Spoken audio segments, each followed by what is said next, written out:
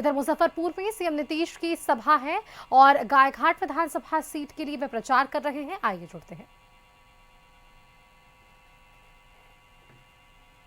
याद है ना पहले क्या स्थिति थी? बहुत बुरा हाल था। लोग शाम के बाद घर से बाहर नहीं निकलते थे।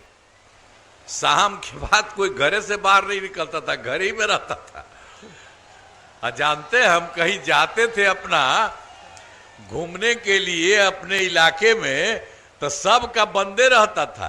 हम उसके घर के अंदर घुस जाते थे, वो बात अलग है। लेकिन आप सोच लीजिए, हम लोगों के समय नहीं, हम लोगों के पहले वाली जो सरकार थी, ये उन्हीं लोगों का कहना हुआ था। अब क्या था, 7 साल रहा, उसको हटना पड़ा।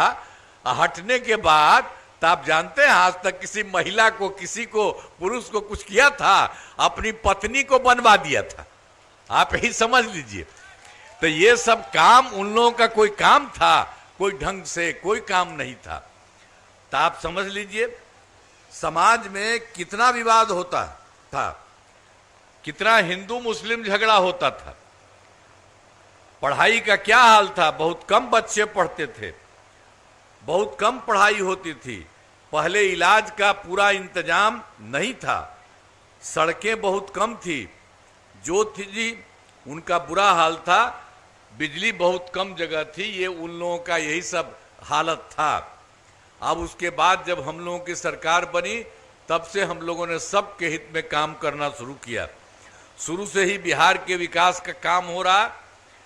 अब किसी प्रकार के डर एवं भय का वातावरण नहीं है। राज्य में प्रेम, भाईचारा एवं शांति का माहौल है। अब पहले कितना हिंदू मुस्लिम झगड़ा होता था, इन लोगों का कहता था, उसको भी कुछ नहीं करते थे।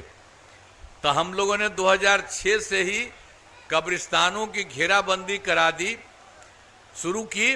अब बड़े पैमाने पर कब्रिस्तानों की घेराबंदी की जा चुकी है। अब कोई झगड़ा झंझट नहीं होता है। इसके अलावे एक बार और हम देखे थे कि जो हिंदू मंदिर है, उसमें भी शाम में जा करके कोई गड़बड़ सड़बड़ इधर उधर करता था। तो इसी को हम इधर उधर देखे थे। तब इसीलिए वर्ष 2016 से 60 वर्ष से पुराने हिंदू मंदिरों की घेराबंदी की गई।